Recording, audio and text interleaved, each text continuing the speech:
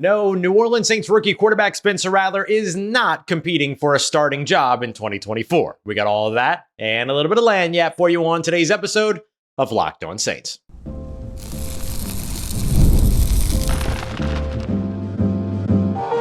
You are Locked On Saints, your daily New Orleans Saints podcast. Part of the Locked On Podcast Network, your team every day.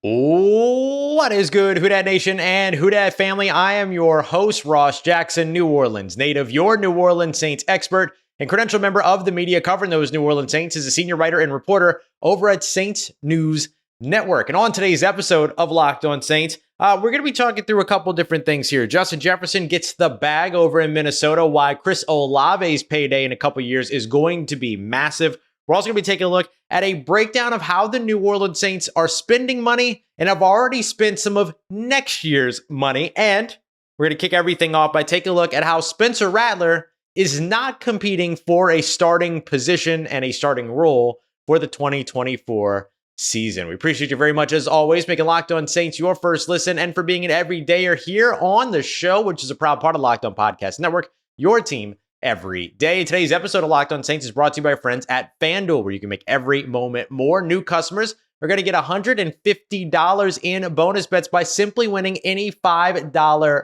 bet. You can find more over at FanDuel.com/locked on today. That's where you can go to get started. All right.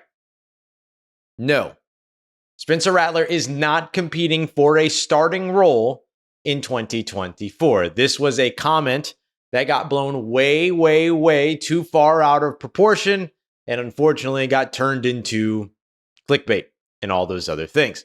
So let me clear the record for you. Dennis Allen was on a Rich Eisen show last week, and he did say that Spencer Rattler was in the building and that he was competing and that they're excited about the talent that he brings. That does not mean, though, that he's competing for a starting role. Let's discuss why. First of all, shall we revisit Derek Carr's 4-year, $150 million contract, which isn't a bad contract because I think a lot of people look at $150 million and they go, oh, that's so much money. But really, you have to look at guarantees. Only $60 million of that contract was guaranteed. A good portion of that was paid out in a signing bonus or restructured contract over the course of the past couple of years. However, he's still very much within those $60 million of guaranteed money. He will be out of the $60 million of guaranteed money after this season, in which the New Orleans Saints, if they designated him as a post-June 1 cut before the 2025 season, would actually save just over $8 million. Not saying that they should do that. We'll have to see how he plays here in 2024, but that's the caveat right there that matters.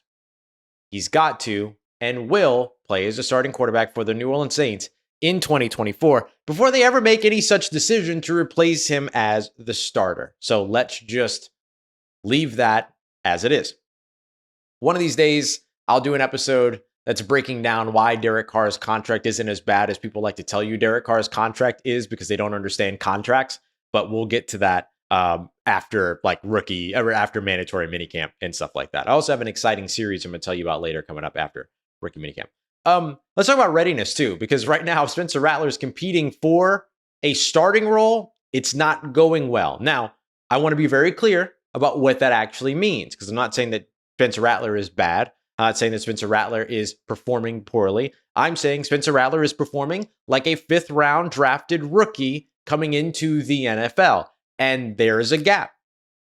He has to be ready before he's able to be a starter. He is presently not ready to be a starter. So even if there was a world in which the New Orleans Saints were looking at Spencer Rattler and going, man, he could sure be our starter in 2024, I would have major question marks about their ability to evaluate the quarterback position, because that is not what we're seeing so far in camp. What we're seeing so far in camp, OTAs, he looked really good during rookie minicamp. Not starter material, but really good during rookie minicamp for what was expected for him.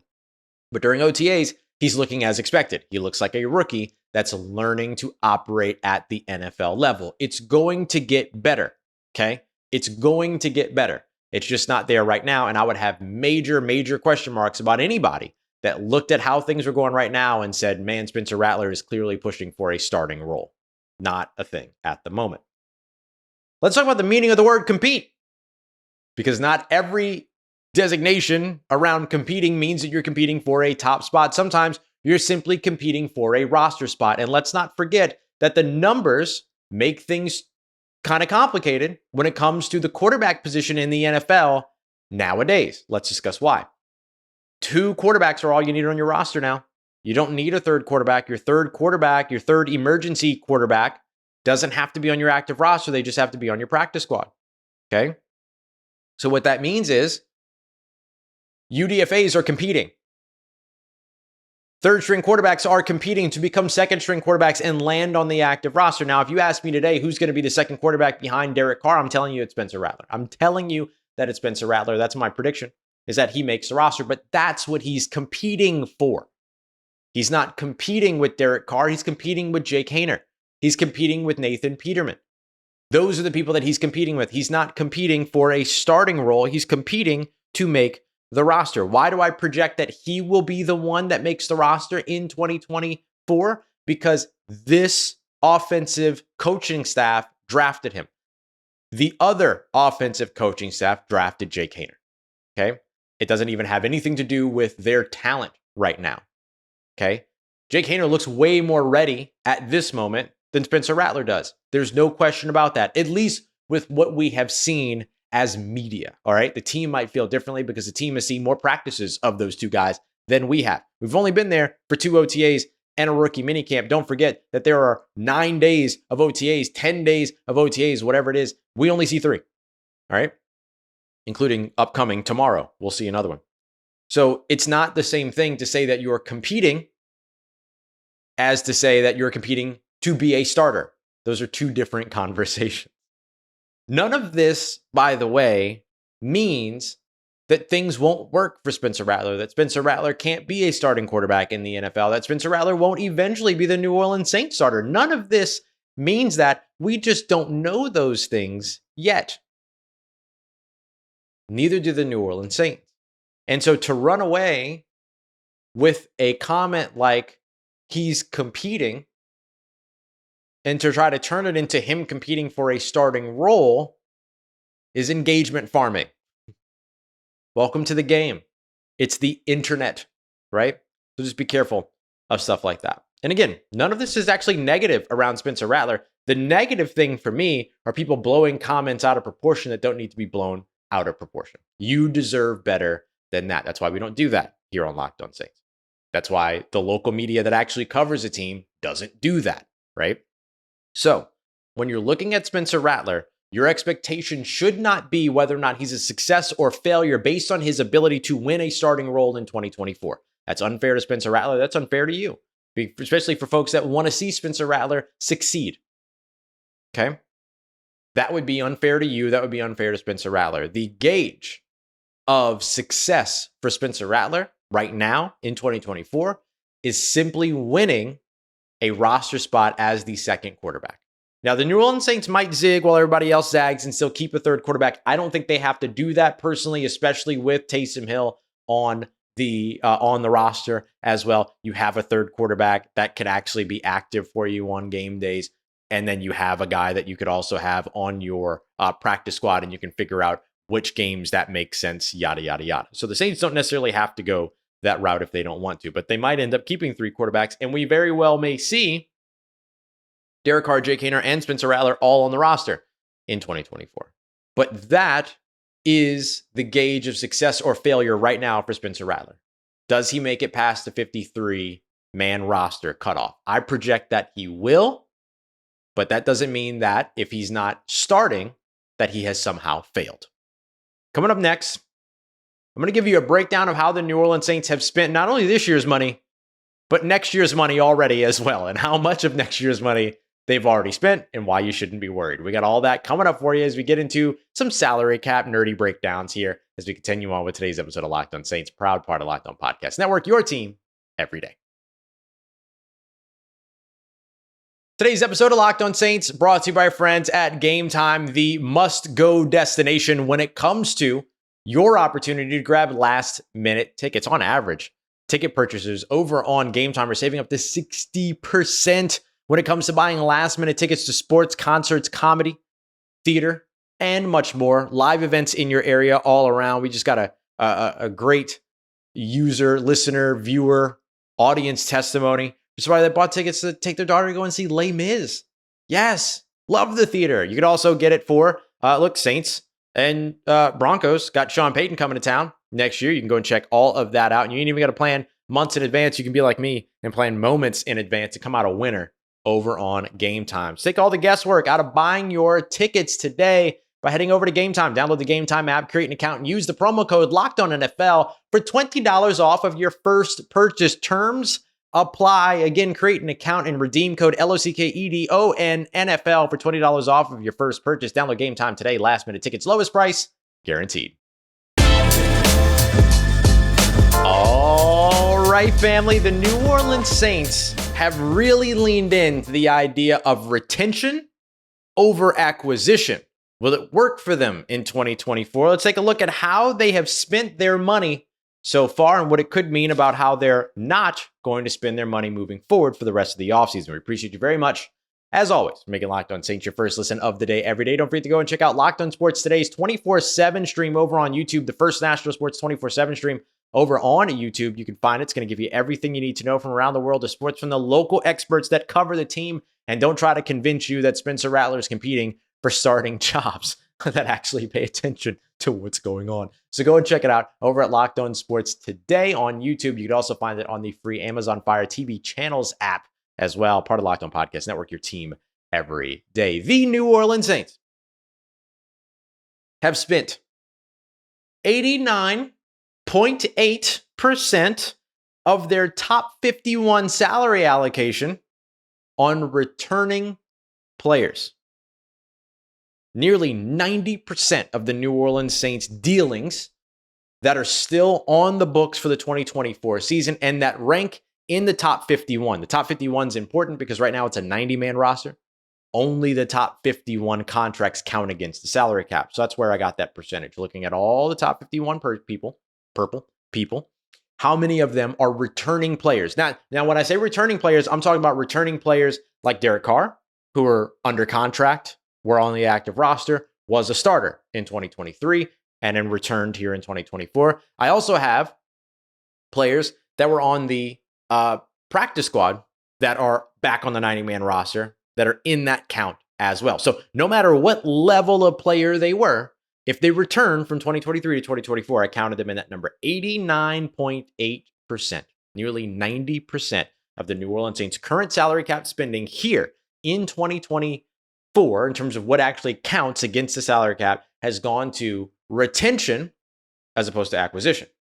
Now, the New Orleans Saints do have 12 players. This number was a little shocking to me, if I'm being honest, because it was kind of a quiet offseason. New Orleans Saints do have 12 players in that top 51 that are new faces. 12 players. That's more than I expected. And only 2 of those, by the way, are drafted rookies or undrafted rookies. Really, it's just drafted rookies. It's Taliesin Fuanga, their first round selection, and then Kool-Aid McKinstry, who signed his rookie deal. Okay, they got it done before training camp this year. Great for their second round pick. But he also is in that top 51. The other 10 of those new faces are all free agent signings. And you might be thinking to yourself, well, Ross, they ain't signed 10 players. They did. You got to think about other guys like Ali Udoh and Will Harris, beyond just the Chase Youngs and the Willie Gays and all that. You got to look at some of those other guys, but some of those other players that signed not so large deals are in that number as well. And so, 10 free agent additions still rank within the top 51, even though only 10.2% of the Saints' salary cap spending have even gone to new people. That's an average of about $1 million per new acquisition. Kind of wild. The largest cap hit for any new face, right? Any new player, somebody that was signed over the course of this offseason, unsurprisingly goes to Chase Young. But how much do you think it was? How much do you think that cap hit is? If you listen to Locked On Saints, you know this answer. You'd have to remember all the way back, right? If you're an everydayer, if you're not, welcome. Hope that you'll stick around. $3.4 million. 3.4. That ain't a lot of money. That ain't a lot of money for your Your top free agent acquisition, $3.4 million cap hit. Okay, cap hit. Now remember, that does factor in some of those incentives and things like that that may or may not be paid out. So gotta keep that in mind as well. Basically, what happens is that because Chase Young played 16 games last year, the Saints giving a per game roster bonus to him, or a per game bonus to him, means that 16 of the 17 games are, quote, likely to be earned. And then one of the 17 is, quote, not likely to be earned. So the difference between that is that a likely to be earned incentive is paid out right now, and then you're effectively refunded after that, right? Get your taxes in. And then the not likely to be earned one only cashes and hits next year's salary cap. So it's a larger cap hit than actually it might end up being. So we'll see how it all goes. Of the 12 new players that the New Orleans Saints have brought in this season, only 3 of them are paid more than $2 million. Okay. And that's us looking at the free agent acquisitions and stuff like that. We can throw Taliesin Fuanga in there, and then you're looking at Willie Gay, Chase Young, basically. So there's not that many players being paid a lot of money to join this team. They just came and joined this team. Ali Udoh himself makes $2 million flat in terms of what his cap hit is. And so every other new addition falls under that $2 million threshold. So the Saints have spent money to bring in new players, but they haven't gone out there and really leaned in. So what does this tell us? What this tells us is that the Saints are trying to manage the money that they have spent more than they're concerned about managing new money to spend. This team still has about $5.4 million available. We broke down in yesterday's episode. You can go and check it out in more detail if you want to. But yes, Michael Thomas, the New Orleans Saints former wide receiver and former quarterback Jameis Winston, did finally come off the books yesterday on June 2nd as post-June 1 transactions, which saved the team $2.42 million. But 2 more players moved up into the top 51. I used the Pez dispenser analogy, which probably dated the living daylights out of me, but I'll take that. And with that, they basically saved like $260 million or $260,000. So it didn't really make too much of a difference for them. No real impact. The money that they were going to save on those guys, they already saved when they redid their deals. Now, here's a fun one. Okay.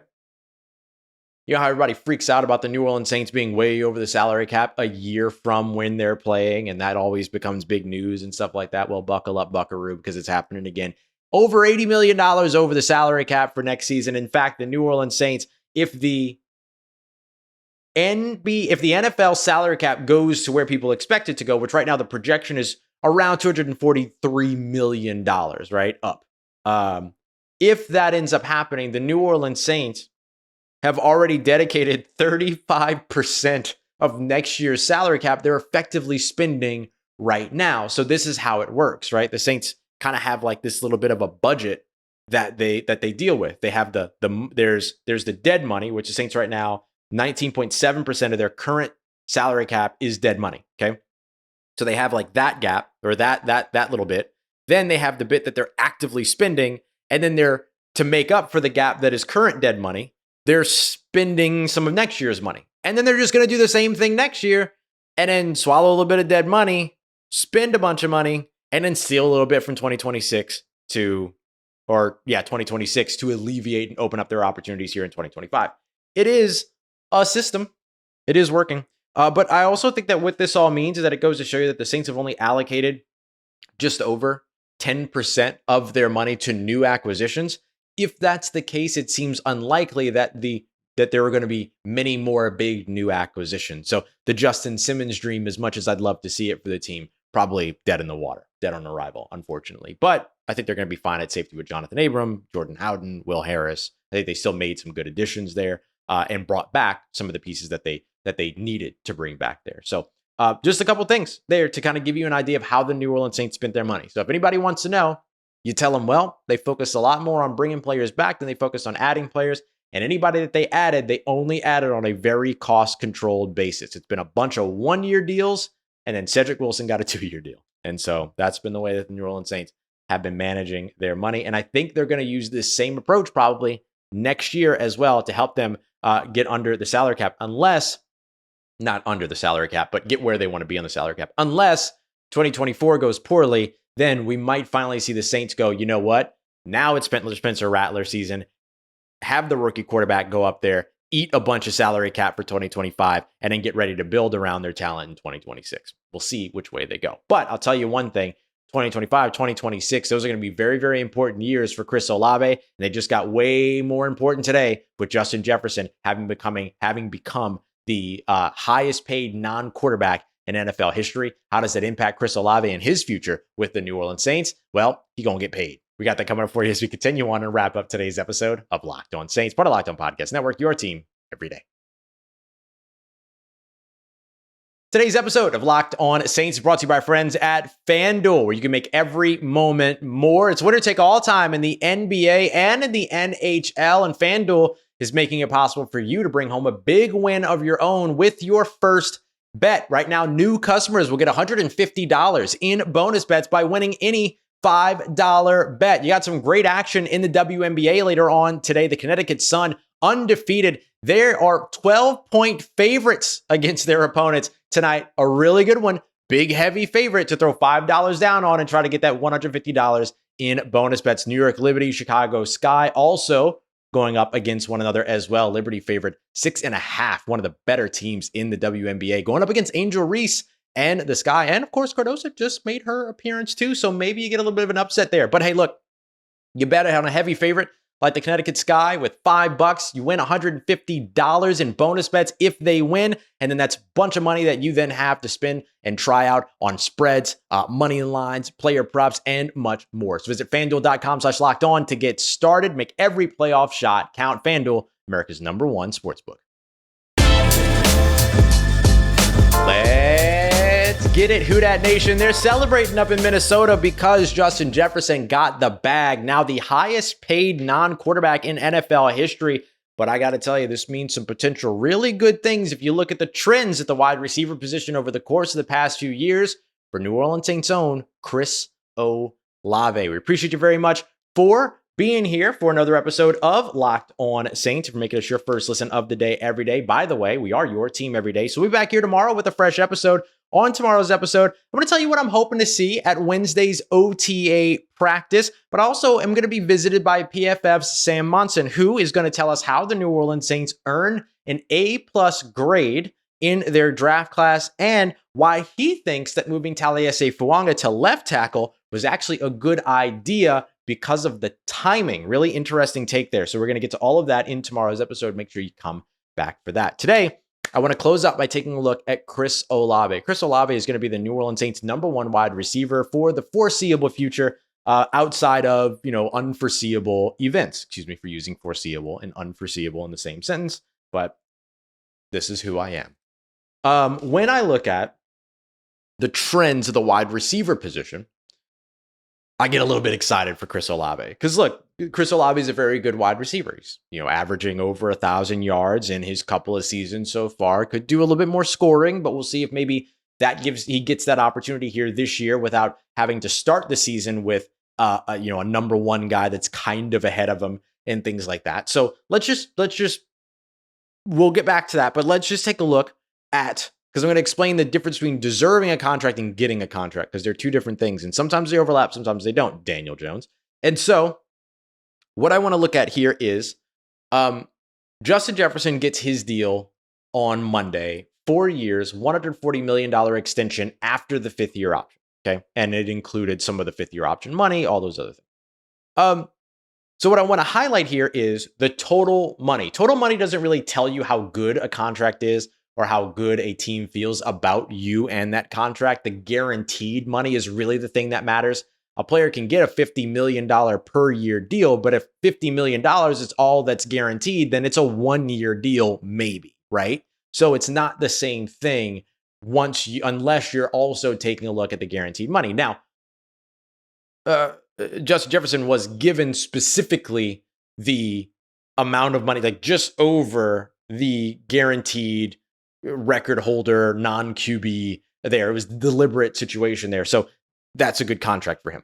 But just not looking at guaranteed money right now, just looking at total contract. I I want to go back to a couple of years and compare that to where I want to go back a couple of years to extensions that we have seen for top wide receivers in the NFL, and then compare that to where we are today and how that might look in 2 more years, right? Looking back 2 years, then looking in the future 2 years. Davante Adams, okay? Davante Adams got actually the same total amount of money, $140 million. However, he got it over the course of 5 years as opposed to 4, okay? So this is the big difference between Davante Adams' contract and Justin Jefferson's contract, is that Justin Jefferson's contract is 1 year shorter, so therefore the average per year is larger. He also got a lot more guaranteed money, but again, we're not worried about that today. So if you look at the average per year money that Davante Adams was given in 2022, just 2 years ago, and then we look at Justin Jefferson's this year, it is a 24% increase, okay? 24% increase going from Davante Adams' $28.25-ish million. I think his contract was like 141 point whatever.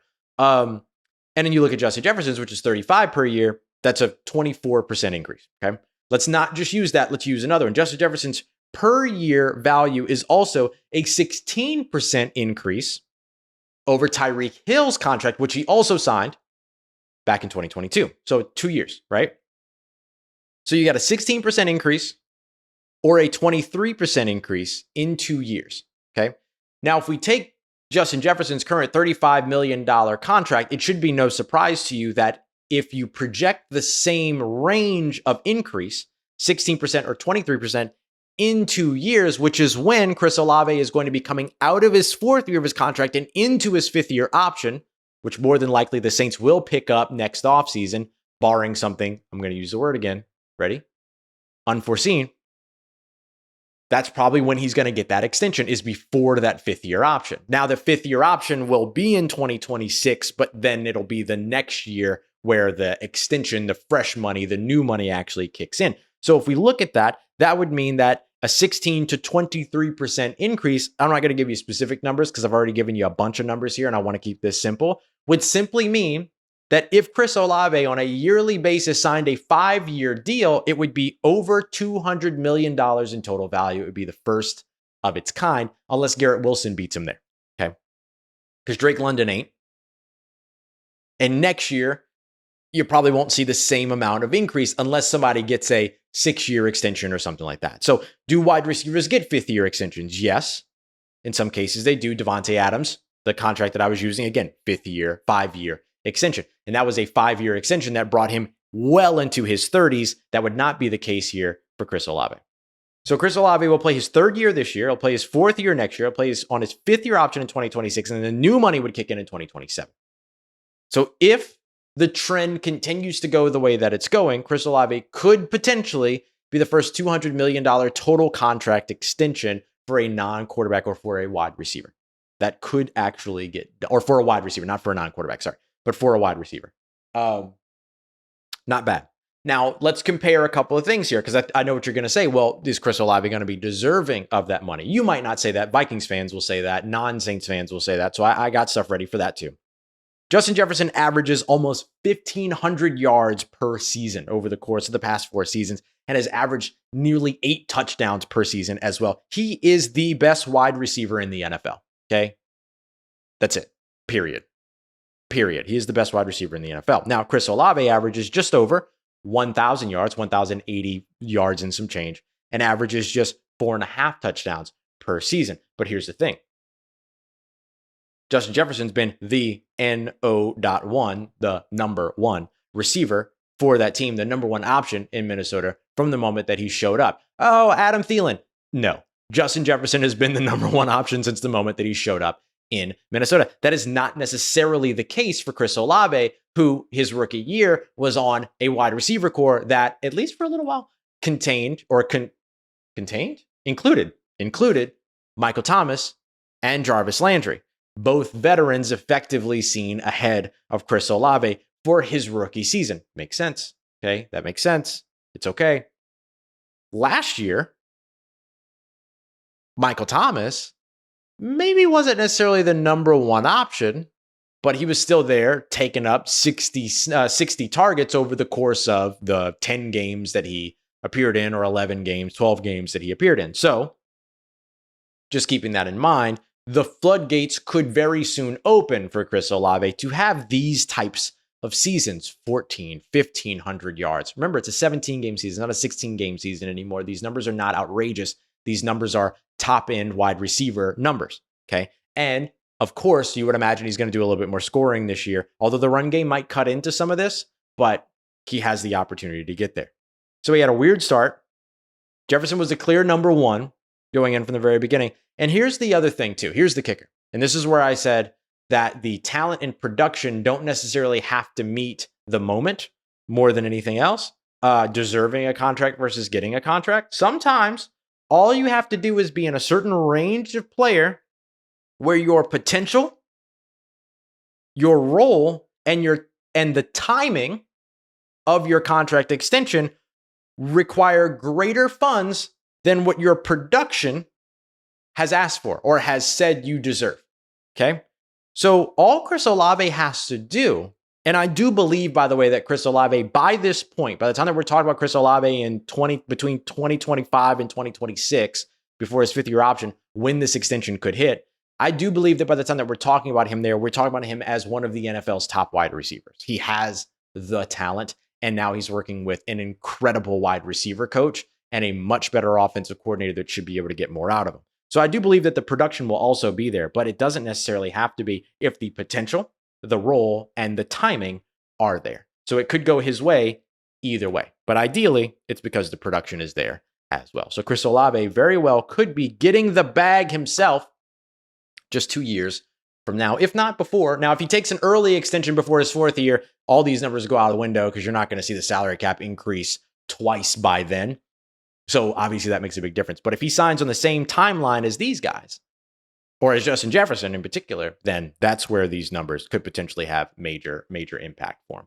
All right, y'all, I appreciate you very much. As always, making Locked On Saints your first listen of the day every day. For your second listen, make sure you go and check out Peter Bukowski over at Locked On Sports Today. Get your daily download of all the biggest stories around the world of sports, not just the NFL, but around the world of sports. You can also check out Jake Madison over at Locked On Pelicans and our good friend Caroline Fenton over at Locked On LSU, who's probably got some great things to say about Justin Jefferson, I would imagine. And maybe Jamar Chase, who could be next in that conversation. We appreciate you very much, as always, making Locked On Saints a part of your day, part of your routine, for saying yes to me and the show. As always, if you see me, please say hi. And if you need anything else around your New Orleans Saints in between these episodes, make sure you follow me on your favorite social media at Ross Jackson, NOLA. Hit me up. Let me know how the family's doing, how you living. Let me know how you momming them. And trust Who Dat Nation, I'll holla at you.